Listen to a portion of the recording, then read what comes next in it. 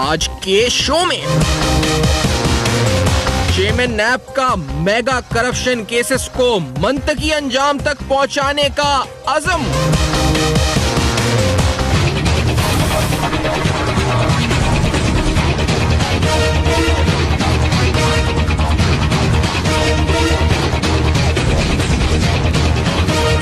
साबिक वजीर आला बलोचिस्तान के खिलाफ नैब तहकीकात पेशरफ्त क्या? बलोचिस्तान बदउनवानी के अहम तरीन मुकदमात बेनकाब। अस्सलाम वालेकुम। पस पर्दा हकाइक सनसनीखेज इंकशाफात प्रोग्राम बेनकाब में हूँ आपके साथ सैफान खान। मेगा करप्शन केसेस की आज बात हो रही है इस प्रोग्राम में, क्योंकि ये वो लिस्ट है 179 केसेस की जो 31 जुलाई 2017 को लास्ट अपडेट हुई है, नैब की वेबसाइट पे अवेलेबल है। ये वो फहरिस्त है जो सुप्रीम कोर्ट के अहकामात के बाद नैब की जानिब से जमा कराई गई थी, और इसमें वो मेगा यानी उनका मैग्नीट्यूड इतना ज्यादा था, हजम उस करप्शन का मुबैना तौर पर इतना ज्यादा था कि इन केसेस के बारे में इनको मेगा केसेस की फहरिस्त बनाकर रखा गया था। बड़े बड़े नाम है इन केसेस में, उसमें सियासतदानों के, ब्यूरोक्रेट्स के, मुख्तलिफ जो फंक्शनरीज हैं गवर्नमेंट के, उनके नाम इन केसेस के अंदर शामिल हैं। और सब में अहम बात यह है कि जो अहम तरीन सवाल बार बार उठा वो आखिरकार इन केसेस में पेशरफ्त का था। हम हर 15 दिन या जब भी रिव्यू होता है इस वेबसाइट की लिस्ट का, तो तवक्को की जाती थी कि इस फहरिस्त में कुछ होगा आगे, यानी कुछ बात आगे बढ़ेगी, कुछ केसेस आगे बढ़ेंगे, कुछ इंक्वायरीज, कुछ इन्वेस्टिगेशंस आगे बढ़ेंगी, मंतकी अंजाम तक पहुंचेंगी। हुआ ऐसा नहीं, यानी तवक्को हमने रखी लेकिन हुआ ऐसा नहीं। और ये कमरुज़्ज़मान चौधरी साहब के दौर में ये नहीं कि कुछ नहीं हुआ बहुत कुछ अच्छा भी हुआ, लेकिन कुछ केसेस ऐसे जो रुके हुए थे, जिन पे आप कह जी कि फाइलें इस वक्त मट्टी में दबकर इस वक्त वो उनको पहिए लगाने की जरूरत थी या क्या थी, क्योंकि जो नैब के अपने कवानीन और एसओपीज हैं उनके मुताबिक उनको सामने रखते हुए ये केसेस इंतहाई स्लो चल रहे थे। अब इनमें जो कुछ इंपॉर्टेंट केसेस हैं, जिस तरह मैंने कहा कि मेगा केसेस हैं, तो कल चेयरमैन नैब की तरफ से एक स्टेटमेंट सामने आई और ये बड़ी खुशाइंद स्टेटमेंट है, जिसमें चेयरमैन नैब की तरफ से कहा गया कि इन मेगा केसेस से पहले उन्होंने स्टेटमेंट दी थी 23 अक्टूबर को, और कल 2 केसेस का जिक्र भी किया। नवाब असलम रईसानी केस का जिक्र भी हुआ, जो साबिक वजीर आला बलोचिस्तान है। उन्होंने कहा जी चेयरमैन नैब ने 23 तारीख को कि मेगा केसेस के हवाले से ये केसेस फाइलों में बंद नहीं पड़े रहेंगे, इनमें पेशरफ्त होगी, ये आगे बढ़ेंगे, उनकी प्रायोरिटी होगी कि इन केसेस को आगे बढ़ाया जाए। मैं आपके सामने से मिसाल के तौर पर रईसानी साहब के केसेस 2 दिखा दूं जो मेगा केसेस में शामिल हैं। एक मिसयूज ऑफ अथॉरिटी का केस है, जिसमें उन्होंने मुबैना तौर पर लोगों को मुलाजमतें इलीगली दी थी अपनी अथॉरिटी को मिसयूज करके। ये मेगा केस भी 2014 में इसकी इंक्वायरी ऑथराइज हुई और नैब की फेहरिस्त में मौजूद है, बाकायदा नाम रईसानी साहब का मौजूद है, लेकिन 2014 की अप्रूव्ड इंक्वायरी अब तक ताहाल पड़ी हुई है, इसमें कोई पेशरफ्त आगे क्या हुई क्या नहीं हुई हम इससे लाइल्म हैं। उसके बाद दूसरा अहम केस इस वक्त ये भी रईसानी साहब के ऊपर 2014 में 15 सितंबर 2014 इंक्वायरी अप्रूव होती है, और ये जायदादें बतौर वजीर आला बनाने की है। इस वक्त नाजायज या फिर आप कहें जी एसेट बियॉन्ड मीन्स का केस है, बियॉन्ड सोर्सेस का केस है, और ये भी अहम तरीन केस है क्योंकि इसके बारे में जो प्रेस रिलीज 15 सितंबर 2014 को आई थी, इसमें कहा गया कि इसकी जो हजम है वो तकरीबन 4.4 अरब रुपए है, जो बतौर वजीर आला बलोचिस्तान नवाब रईसानी ने। मैं हैरान इसलिए हूं कि ये वो सूबा है जहां पर हम देखते हैं कि माली वसाइल और इस हवाले से मुश्किलात का जिक्र होता है, पसमानदगी का जिक्र होता है, रिसोर्सेज का जिक्र होता है। वहां के वजीर आला पर इल्जाम है कि बतौर वजीर आला 4.4 अरब रुपए उन्होंने अपने एसेट्स बढ़ाए। खैर, हैरान हमें नहीं होना चाहिए, और मैं मुअज़्ज़ज़ रुकन असेंबली रह चुके, तो हमारा काम है उनकी इस वक्त इज्जत करना, ऑनरेबल है, लेकिन वो खुद जो बयान अपनी जबान से दे, एक तो बड़ा मारूफ है जिसमें उनका चर्चा काफी हुआ है, और वो बयान उनकी डिग्री से मुतल्लिक जो उन्होंने जाली और असली पे कहा था, पहले सुने क्योंकि उनकी मेंटल फिलॉसफी थोड़ी समझ में आती है उससे बयान से। जरा पहले वो सुने, अपनी याददाश्त को गरमाए, फिर मैं आगे आपको और बताता हूं कुछ, जरा सुने। मेरा मौक़िफ़ साफ है, डिग्री होता है, वो असली हो या जाली, उन्हें डिस्क्वालीफाई किया जाना चाहिए या नहीं? देखिए, आपने सवाल किया, मैंने जवाब दिया कि डिग्री है, वो जाली हो या असली हो। तो असली और जाली में फर्क नहीं होता। अब इसमें मजीद आप इस बात को एलैबोरेट करें तो शायद कानूनी और गैर कानूनी में फर्क नहीं होता होगा, लेकिन ये इसकी मुख्तलिफ इस्तिलाहें, मुख्तलिफ तशरीहात हो सकती हैं रईसानी साहब। लेकिन एक और बात उन्होंने करी, क्योंकि ये केस जो तकरीबन एम्प्लॉयमेंट के हवाले से, नौकरियों के हवाले से, मिसयूज ऑफ अथॉरिटी के हवाले से मेगा केसेस में शामिल है, तो वो बेरोजगारों से जब खिताब करते हैं एक एहतजाज के दौरान, तो वो क्या मशवरा देते हैं उन बेरोजगारों को कि नौकरी पाने के लिए उनको क्या करना चाहिए कामयाब होने के लिए, ये उनकी फिलॉसफी पॉलिटिकल क्या है, जरा सुने।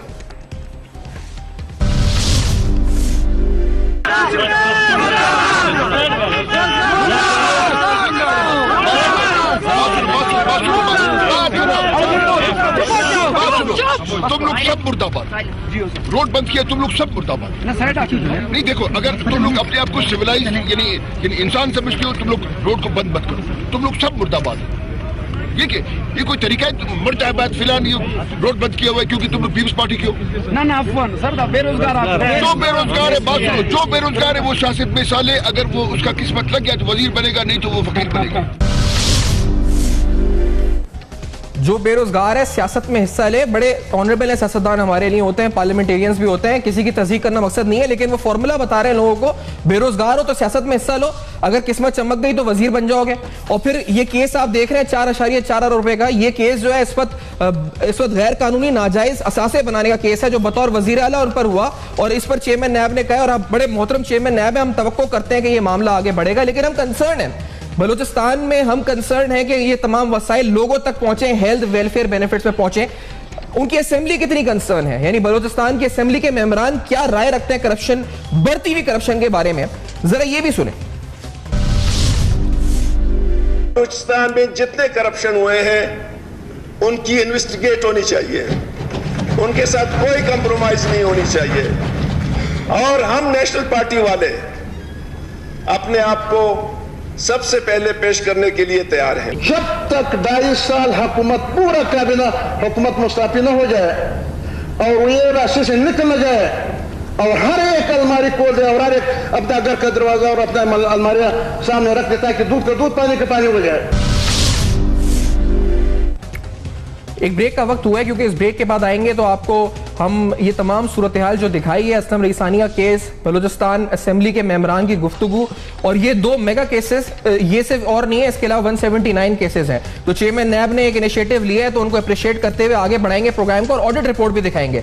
साल 2016-17 के माली साल की ऑडिट रिपोर्ट बलूचिस्तान गवर्नमेंट की आपके सामने इस प्रोग्राम में पेश की जाएगी इस ब्रेक के बाद। और कुछ और अहम हकाइक, कुछ बड़े बड़े मुकदमात, कुछ और हैरानकुन इंकशाफात जो आंखें खोल दें, इस ब्रेक के बाद बेनकाब होंगे। हमारे साथ रहिए।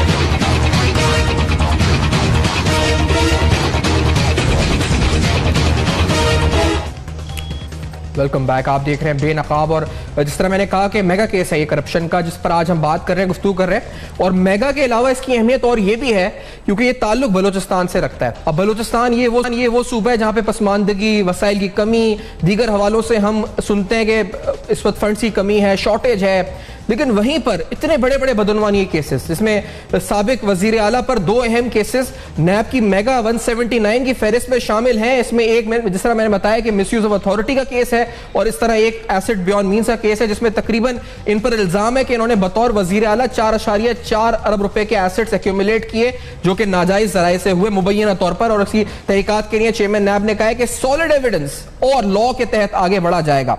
नैब ने ये नहीं कि कुछ नहीं किया, बिल्कुल भी बलूचिस्तान की अगर कारकर्दगी, क्योंकि आज ही हमने जो कारकर्दगी रिपोर्ट है वो भी हासिल कर ली है, आपके सामने रखते चले, क्योंकि उस कारकर्दगी रिपोर्ट के मुताबिक सिर्फ 2016 में वो कहते हैं कि हमने तकरीबन 1000 मिलियन या 1600 मिलियन 1.6 बिलियन 1.6 अरब रुपए की रिकवरी 2016 में करी थी।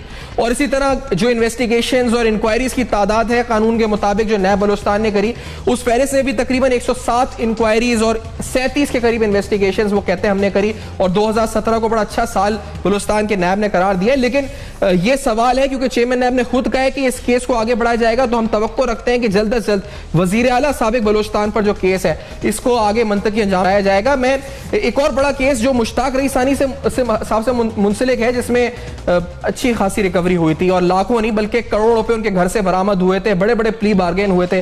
डीजी ऑपरेशन नैब हमारे शो में भी आए थे उस पर बात करने, उनकी तरफ से उस केस के बारे में, वो बड़ा अहम मामला बलूचिस्तान की बात हो रही है, तो वो भी सामने रख दें आपके कि डीजी ऑपरेशंस नैब की तरफ से क्या कहा गया था। पहले सुने, फिर चेयरमैन नैब की गुफ्तगू भी सुनवाएंगे कि उस केस के बारे में कहा क्या गया था डीजी ऑपरेशंस की तरफ से।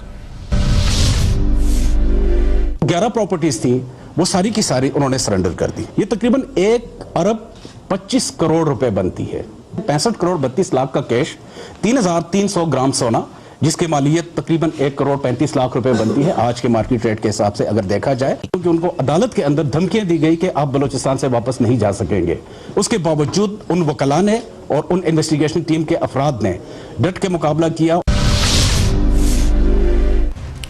साबिक चेयरमैन नैब क्या कहते हैं इस केस के बारे में? अब बलूचिस्तान के आज केसेस सारे खुल रहे हैं तो आपको खुलकर बताएंगे कि किसने क्या कहा, साबिक चेयरमैन नैब ने क्या कहा इस स्पेसिफिक केस के बारे में।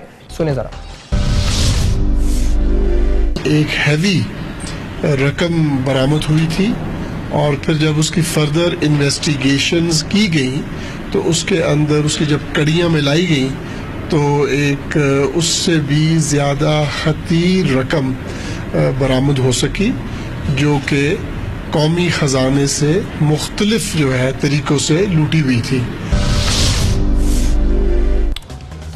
अब खुशाइन बात है कि मेगा केसेस पर बात आगे बढ़ेगी, चेयरमैन नैब ने कहा है। और इस तवक्को के साथ प्रोग्राम में बाकायदा अपने पैनल को शामिल करते हुए बैरिस्टर मसरूर शाह साहब खुशामदीद इस्लामाबाद से ज्वाइन कर रहे हैं। राजा आमिर अब्बास साहब साबिक डिप्टी प्रोसिक्यूटर जनरल नैब साथ मौजूद हैं और सरदार यार मोहम्मद रिंद साहब बलूचिस्तान से अपोजिशन रहनुमा PTI के सदर हैं बलूचिस्तान के और वजीर भी रह चुके हैं साबिक, साथ होंगे हमारे क्वेटा से।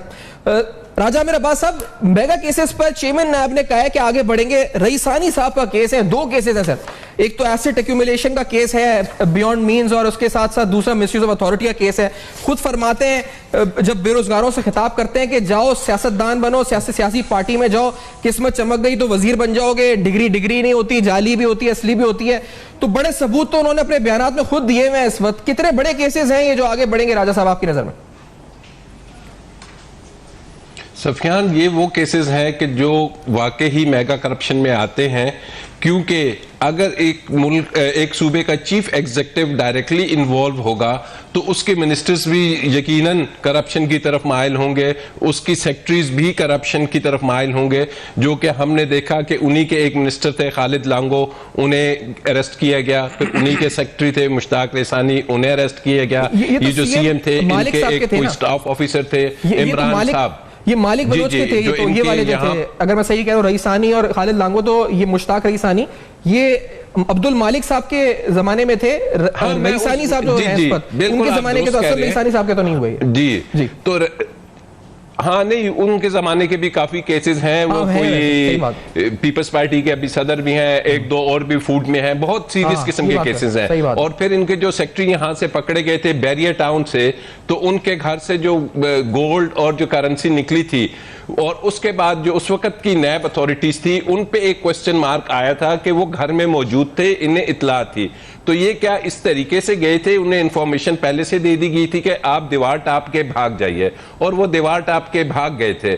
और यही वो वजूहात बनी कि ये केसेस वहां पे रुक गए। और फिर मैं कहूंगा कि नैब के इल्म में होना चाहिए कि कैसे एक मुलजिम जिसके घर में इतना कुछ है और वो आपके से भाग जाता है। और बैरियर टाउन से भागना, मैं यहाँ पे रहता हूँ, मुझे पता है कि वहां पे सिक्योरिटी इतनी सख्त होती है कि कोई आदमी उस एरिया से भाग नहीं सकता।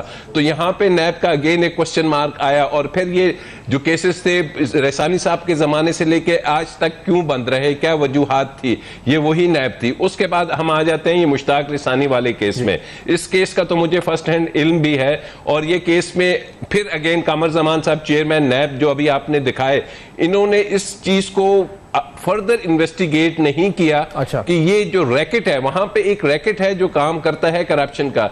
अगर सेक्रेटरी लेता है तो ये लाजमी बात है, ये हो नहीं सकता, मेरा एक्सपीरियंस है 30 इयर्स का, कि वो आगे ना देता हो। तो ये ट्रेवल करता करता कहां तक जाता है। और ऑफ द रिकॉर्ड कुछ चीजें नजर आई कि जी वहां से फिर पॉलिटिकल प्रेशर डाला गया कि जनाब अगर नैब ने इसे मजीद प्रोब किया तो इसमें बड़े हाई ऑफिशियल्स और बात अल्टीमेटली शायद CM बलूचिस्तान तक चली जाए। तो अब अगर नए चेयरमैन साहब आए हैं जिनका अपना ताल्लुक भी कोयटा से है, बलूचिस्तान से है, तो उनके इल्म में काफी सारी चीजें हैं और वो इसको लेके अगर आगे चलते हैं तो ये बहुत खुश आइंद बात होगी। लेकिन सुफियान, मैं एक बात यहां पे कहूं कि इस वक्त चेयरमैन नैब की इन केसेस से ज्यादा इंपॉर्टेंट ड्यूटी है जो ये मुख्तलिफ खोल रहे हैं, वो है ये जो मेगा करप्शंस के 4 केसेस हैं, अगर इस पे वो कुछ नहीं कर रहे और इस पे लोग ECL पे नहीं आ रहे और इसमें अगर ये प्रोसिक्यूशन सही नहीं होती और इसमें अगर लोग भाग जाते हैं तो फिर ये तमाम चीजें कोलैप्स कर जाएंगी, क्योंकि अगर ये केसेस नहीं चल सके। आपकी बात ठीक है राजा, एक बात मुझे मैं ये, क्योंकि जो आप बता रहे हैं कि जो इनके असलम रईसानी साहब के साबिक साथ जो PSO थे गालिबन, उनके घर पर जो छापा हुआ था जिसमें उनकी फैमिली गिरफ्तार हुई थी, मैं जहां तक जानता हूं 8 बक्से सोना और करेंसी उनके घर से बरामद हुआ था, 8 बक्से।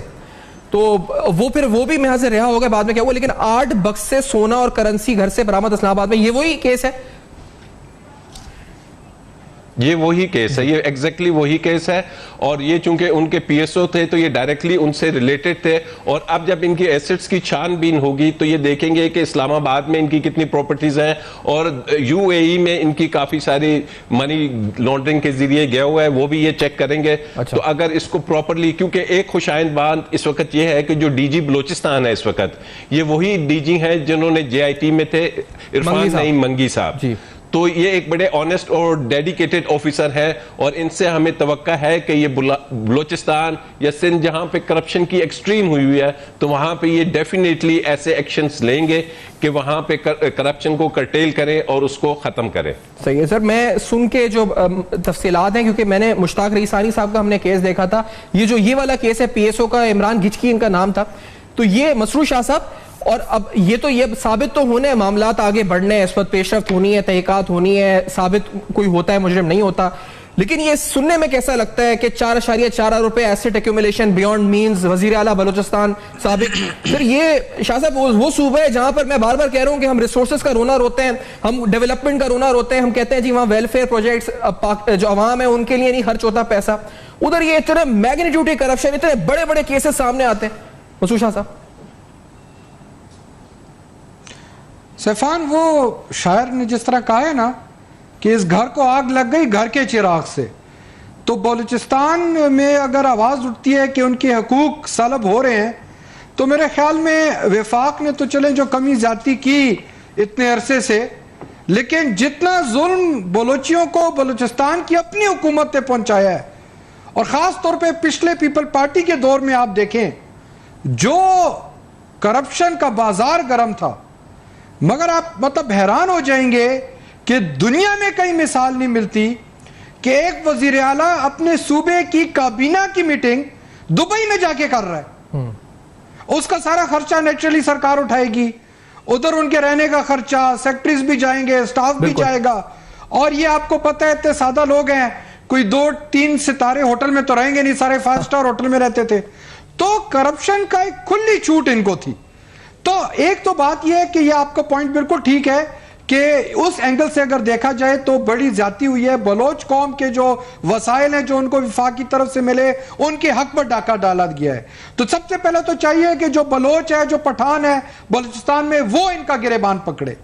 अब आ जाते हैं जो ये नैब ने एक कार्रवाई शुरू की है, या इस वक्त तो बयान है, कार्रवाई तो होगी जब कार्रवाई तो 2014 में शुरू हो गई थी, प्रैक्टिकली नजर आए। सर कार्रवाई, खतरा क्या लगता है, कार्रवाई 2014 में शुरू हो गई थी, 2 केसेस है रईसानी साहब पर, 2014 को इंक्वायरी ऑथराइज हुई है, कार्रवाई शुरू हुए 3 साल हो गए, आगे नहीं बढ़ रही कार्रवाई, है बीच में गाड़ी कागजों में। एग्जैक्टली मुझे क्या लग रहा है कि चूंकि जब नए चेयरमैन साहब आए हैं तो सारी सियासी ऑपोजिशन पार्टियों ने कहा हम इनको देख रहे हैं, इनकी कारकर्दगी देख के हम कोई फैसला करेंगे। तो ये कुछ पुराने केसेस उठा लिए हैं जिन पे मट्टी पड़ी हुई थी नैब की अपनी कनेवेंस के साथ, वरना 10-10 साल 17-17 साल कैसे केस दबे हुए हैं। ये कौन सी इन्वेस्टिगेशन है? ये कोई जॉन एफ कैनेडी के कत्ल का केस है जो इन्होंने अमेरिका जाके सुराग लगाने हैं? तो बात यह है कि यह ना हो कि मीडिया में तो हम प्रोग्राम कर रहे हैं, आज आप 1-2 हफ्ते यह बात रहेगी और कल इसी कार्रवाई में सबको क्लीन चिट मिल जाए और जो केस की एक तलवार लटक रही थी वो भी उतार के इनके हाथ में दे दे के जाओ आप एक नए जज्बे से मुल्क का सफाया करो। सही कह रहे हैं, लेकिन सर ये जो आप जिस तरह हम ये देख रहे हैं फहरिस्त, और इस पर आपकी तरफ से राजा साहब ये मुझे बताइएगा, क्योंकि नैब कवानीन क्या कहते हैं, ये इंक्वायरी ऑथराइज होती है और इस पर बाकायदा प्रेस रिलीज भी है 15 सितंबर 2014 की। खैर मैं राजा साहब आपका कमेंट भी लेता हूं और मेरे साथ इस पर जो है सरदार यार मोहम्मद रिंद साहब भी मौजूद हैं, आप सीनियर सियासतदान भी हैं, बलोचिस्तान की कदावर शख्सियत हैं। रिंद साहब आपने काफी आवाज भी उठाई है खुसूसन जो रईसानी साहब का दौर है, अब नैब के चेयरमैन ने कहा है कि तहकीकात जो इन्वेस्टिगेशंस पड़ी हुई हैं, फाइलें बंद पड़ी हुई हैं, आगे बढ़े, तो ये रिंद साहब कुछ आगे बढ़ने का आपको उम्मीद हुई है? और ये जो केसेस हैं कि इनमें जान है नहीं है, या ये सियासी इंतकाम है, क्या है? ये दो बड़े बड़े केसेस मेगा लिस्ट में पड़े हुए हैं, नैब की जो वेबसाइट है उस पर भी अवेलेबल है रिंद साहब। बिस्मिल्लाहिर्रहमानिर्रहीम। देखिए जनाब, जिससे पहले जो हमारे कमर ज़मान साहब थे चेयरमैन नेब जी, वो तो एक मुक्का एक एनआरओ था। ये मियां साहब और पीपल्स पार्टी के दरमियान उन्होंने मिल के इस शख्स को मुंतखब किया था एज ए चेयरमैन नेब। इसके बारे में हम आवाज उठाते रहे, हर वक्त मैं उठाता रहा, खासतौर पर बलूचिस्तान के हवाले से। देखिए, ये जहां तक रईसानी साहब का दौर है, तो ये तो मेरे ख्याल में जो अगर करप्शन की वाकई इंक्वायरी करवाई जाए, उस दौर के वजीर खजाना, उस दौर के वुज़रा, उस दौर के वजीर आला, और ये अरबों रुपए खरबों रुपए के, मेरे ख्याल में जो एनएफसी अवार्ड पीपल्स पार्टी कहती है, वो एनएफसी अवार्ड बलूचिस्तान के लोगों के पास नहीं गया। अच्छा। उसकी बंदर बांट हुई और उसके शेयर्स जो है वो इस्लामाबाद तक तकसीम हुए, और वो 850 अरब 5 साल के अंदर वो बलूचिस्तान के लोगों को नहीं, बलूचिस्तान के वुज़रा, मुशरा और जो है वजीर आला के खानदान के दरमियान तकसीम हुए। उसके अलावा जो पब्लिक की लूट मार हुई, पब्लिक के और जो गवर्नमेंट के एसेट्स थे वो जिस तरह कब्जे किए गए, उनको जाय किया गया, उनको हजम किया गया, ये तो एक नई दास्तान होगी। हम तो एक दुआ कर सकते हैं चेयरमैन नेब को कि वो आए, और हम इसी के मुंतजर हैं, हम जो आवाज उठा रहे हैं। रिंद साहब, एक बात मुझे क्लैरिफाई, क्योंकि या तो आप ये तो नहीं कि आप जो बात कह रहे हैं हक़ाइक़ पर मबनी है, हमने खुद भी देखा है, तो अब केसेस बन रहे हैं, इस पर नैब के आगे मंतकी अंजाम तक नहीं पहुंच रहे, बात अलग है, क्योंकि सियासी मुखालफतें भी होती है ना रिंद साहब, तो वो उस मुखालफत को बालाए तक रखकर आप कह रहे हैं कि ये वाकई में बड़े बड़े मामलात हुए जो आप इंकशाफात कर रहे हैं प्रोग्राम में।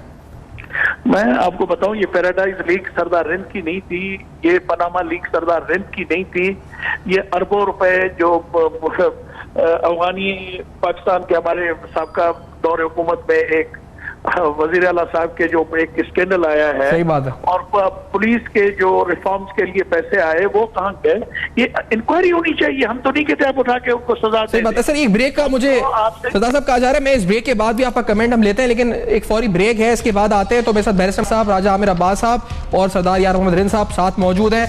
अहम तरीन मामला है, बात करेंगे इस पर इस ब्रेक के बाद। कुछ और ऑडिट पैरास भी आपको दिखाएंगे बलूचिस्तान हुकूमत के। इस ब्रेक के बाद हमारे साथ रहेंगे।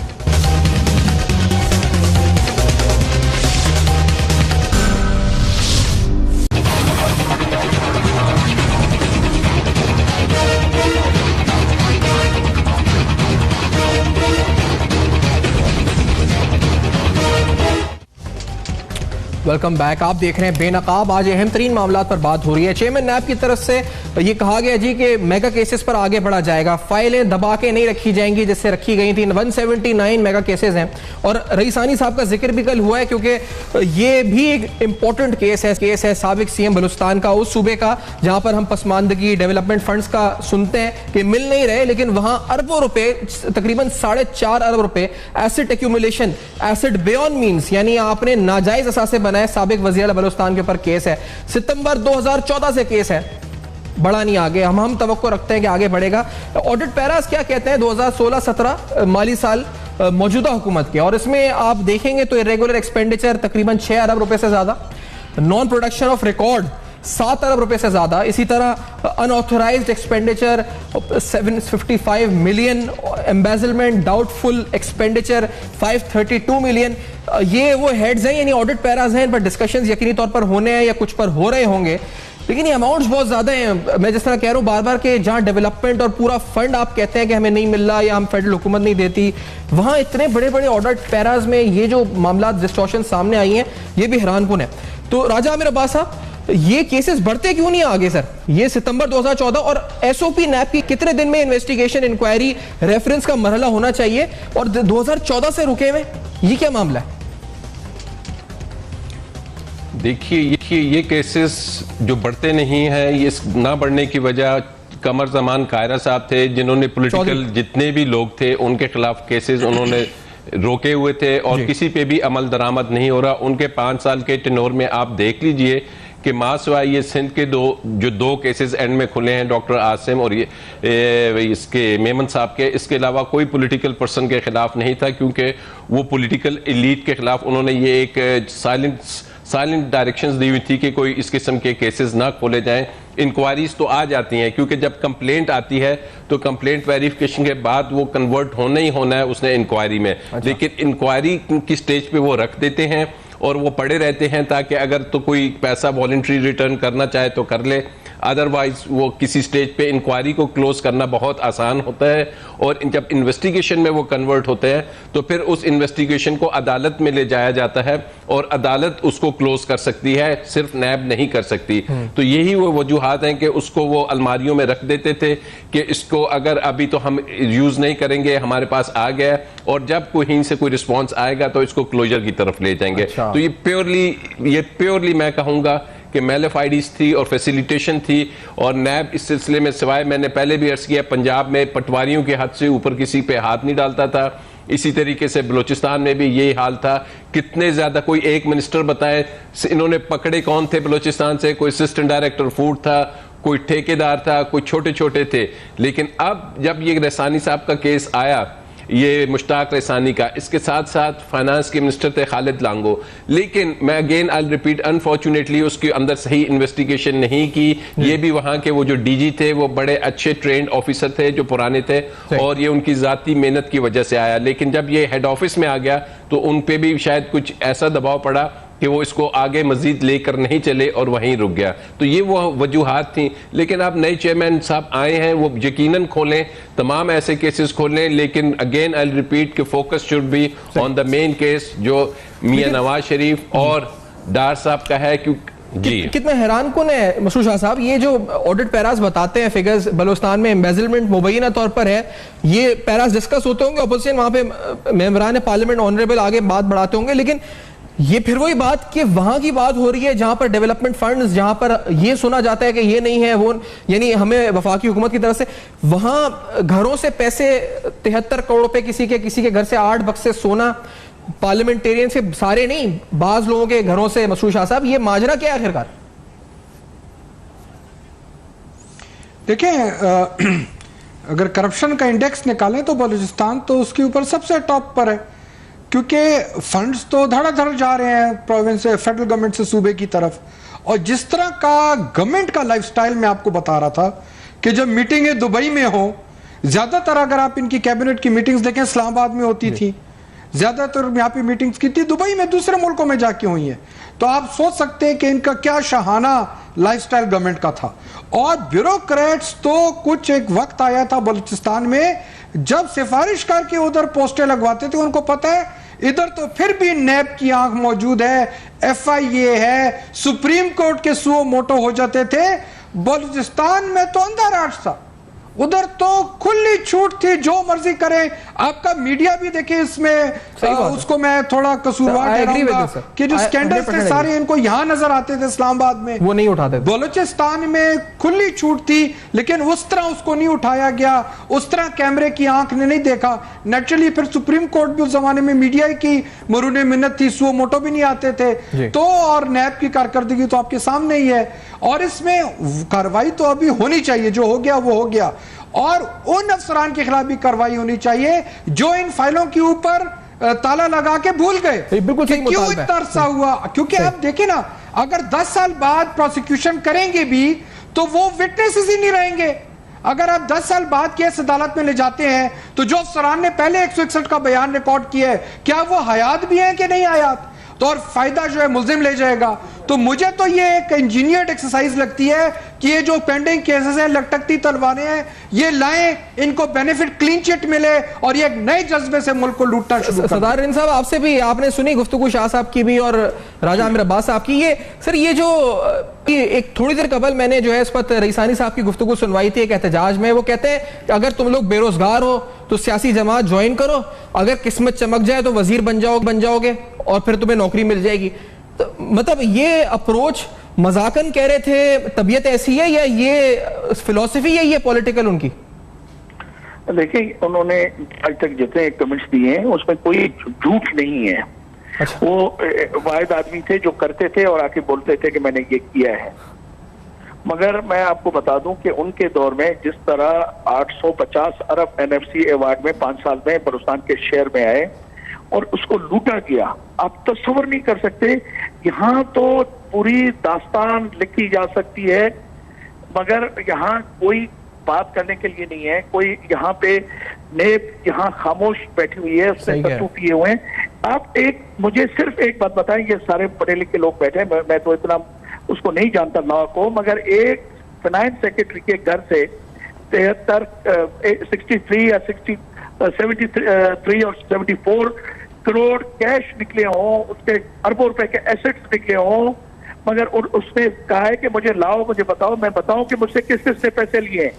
क्या एक आदमी ने ये चोरी की है? क्या प्रिंसिपल अकाउंट ऑफिसर होता है चीफ सेक्रेटरी, सैफुल्लाह चड्ढा यहाँ से अरबों रुपए लेके यहाँ से निकला है और रेड कारपेट रिसेप्शन देके यहाँ से उसको निकाला गया है, जिसके बारे में मशहूर था कि वायसराय ऑफ इंडिया है।